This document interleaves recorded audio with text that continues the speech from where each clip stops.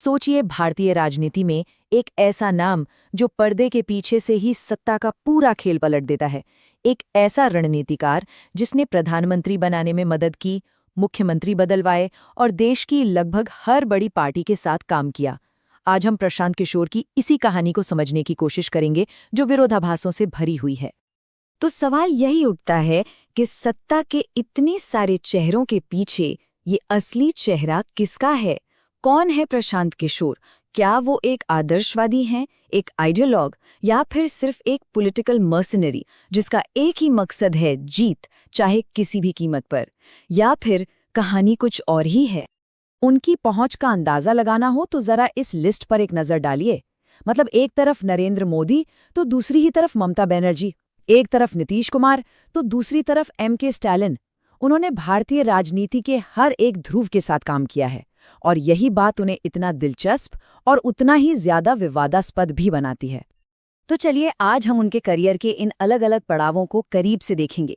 हम समझेंगे कि उनका उदय कैसे हुआ, बीजेपी से उनके रास्ते क्यों अलग हुए, विपक्ष के साथ उनकी बड़ी सफलताएं और असफलताएं क्या रहीं, और अब एक राजनेता के तौर पर उनकी ये नई पारी क्या कहती है। तो कहानी शुरू करते हैं बिल्कुल शुरुआत से। आपको जानकर शायद हैरानी होगी कि प्रशांत किशोर की राजनीति में एंट्री बड़ी ही अनएक्सपेक्टेड थी। वो तो यूएन में एक हेल्थ एक्टिविस्ट थे जिनका पॉलिटिक्स से दूर दूर तक कोई लेना देना नहीं था। ये सब बदला साल 2010 में। हुआ ये कि उनका एक हेल्थ पॉलिसी पेपर गुजरात के तत्कालीन मुख्यमंत्री नरेंद्र मोदी तक पहुंचा। मोदी उनसे इतने प्रभावित हुए कि उन्हें गुजरात बुला लिया और बस यहीं से वो सफर शुरू हुआ जिसने आगे चलकर भारतीय राजनीति का नक्शा ही बदल दिया। 2012 के गुजरात चुनाव से लेकर 2014 के ऐतिहासिक आम चुनाव तक नरेंद्र मोदी की जीत के पीछे का दिमाग प्रशांत किशोर ही थे। और देखिए, बात सिर्फ जीत की नहीं थी, बात थी जीत के तरीके की। उन्होंने तो जैसे इलेक्शन कैंपेनिंग की पूरी किताब ही बदल डाली। सोचिए उस जमाने में 3D होलोग्राम रैलियां या फिर चाय पे चर्चा जैसा जबरदस्त आइडिया, ये सब उस दौर में किसी जादू जैसा था और इसने जमीन पर मोदी के पक्ष में एक जबरदस्त लहर पैदा कर दी थी। लेकिन 2014 की इतनी बड़ी जीत के ठीक बाद कहानी में एक ट्विस्ट आया। प्रशांत किशोर की एम्बिशन थी कि उन्हें प्रधानमंत्री कार्यालय यानी पीएमओ में एक बड़ा पॉलिसी मेकिंग रोल मिले, पर बीजेपी का नजरिया, खास तौर पर अमित शाह का, बिल्कुल अलग था। वो उन्हें बस एक पेड कंसल्टेंट के तौर पर देख रहे थे जिसका काम अब खत्म हो चुका था। बस यहीं से बात बिगड़ गए और रास्ते अलग हो गए। तो बीजेपी से रास्ते अलग होने के बाद प्रशांत किशोर ने क्या किया? उन्होंने एक नया रास्ता पकड़ा। अब वो उन्हीं लोगों के खिलाफ खड़े थे जिन्हें उन्होंने सत्ता के शिखर पर पहुंचाया था, और यहीं से शुरू हुई प्रशांत किशोर बनाम अमित शाह की सीधी टक्कर। उनका अगला दांव था बिहार में। वो सीधे पहुंचे मोदी के सबसे बड़े राजनीतिक प्रतिद्वंद्वी नीतीश कुमार के पास, और 2015 के बिहार चुनाव में उन्होंने जो किया वो किसी ने सोचा भी नहीं था। उन्होंने नीतीश कुमार और उनके कट्टर दुश्मन लालू प्रसाद यादव को एक साथ लाकर महागठबंधन खड़ा कर दिया, और नतीजा, मोदी शाह की जो अजेय चुनावी मशीन मानी जाती थी उसे पहली बड़ी शिकस्त मिली। बिहार की जीत के बाद तो उनका कॉन्फिडेंस आसमान पर था। बात है 2021 पश्चिम बंगाल चुनाव की, और चुनाव से ठीक पहले उन्होंने एक ऐसा ट्वीट किया जिसने सबको चौंका दिया। उन्होंने लिखा कि मीडिया चाहे जो भी कहे, बीजेपी बंगाल में डबल डिजिट्स भी पार नहीं कर पाएगी, और अगर ऐसा हुआ तो मैं ये काम ही छोड़ दूंगा। ये कोई छोटी मोटी भविष्यवाणी नहीं थी, ये एक बहुत बड़ा पब्लिक चैलेंज था। और जब नतीजे आए तो दुनिया ने देखा बीजेपी 77 सीटों पर ही रुक गई। इस एक जीत ने प्रशांत किशोर के नाम पर किंग मेकर का ठप्पा लगा दिया। अब वो सिर्फ एक रणनीतिकार नहीं थे, बल्कि विपक्ष की सबसे बड़ी उम्मीद बन गए थे। लेकिन कहानी में सिर्फ जीते ही नहीं हैं। बात करते हैं 2017 के यूपी चुनाव की। ये उनके करियर की सबसे बड़ी हार में से एक मानी जाती है। कांग्रेस के लिए काम करते हुए पार्टी को 403 सीटों में से मिली सिर्फ 7 सीटें। इस एक नतीजे ने उनकी अजेय वाली इमेज पर एक बड़ा सवाल खड़ा कर दिया। और यहीं से हम आते हैं कांग्रेस की पहेली पर। एक ऐसी पार्टी जिसे वो कभी ठीक नहीं कर पाए।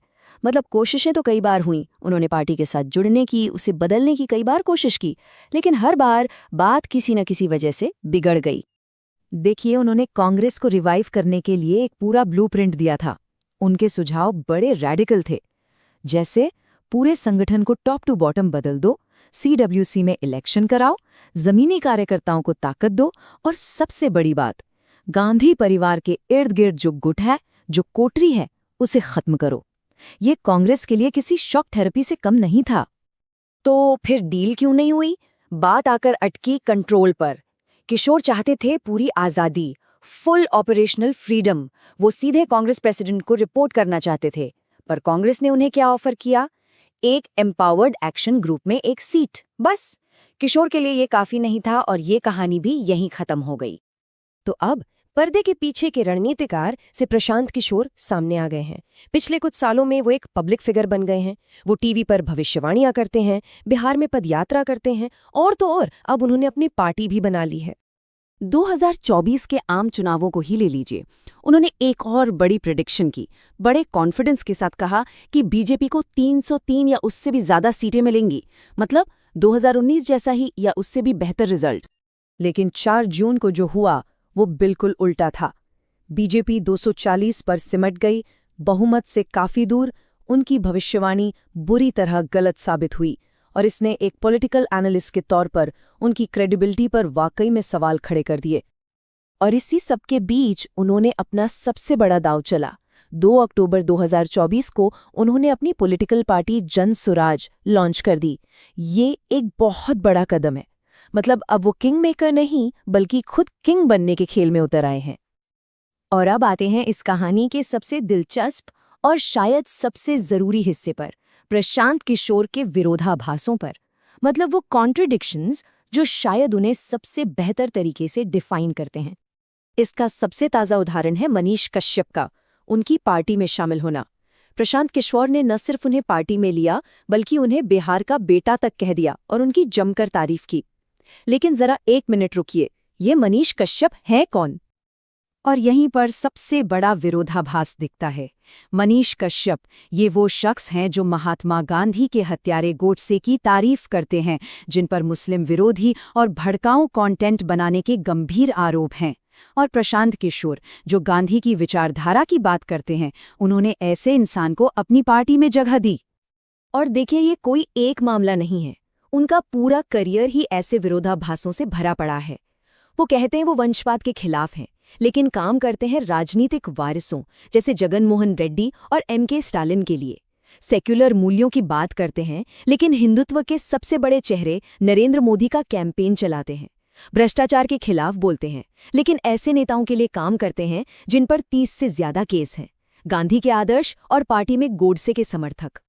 तो सवाल फिर वहीं आ जाता है जहां से हमने शुरू किया था।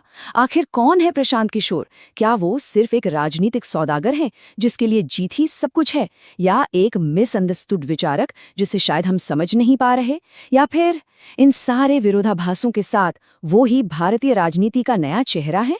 शायद इसका जवाब हमें उनकी अगली चाल से ही मिलेगा।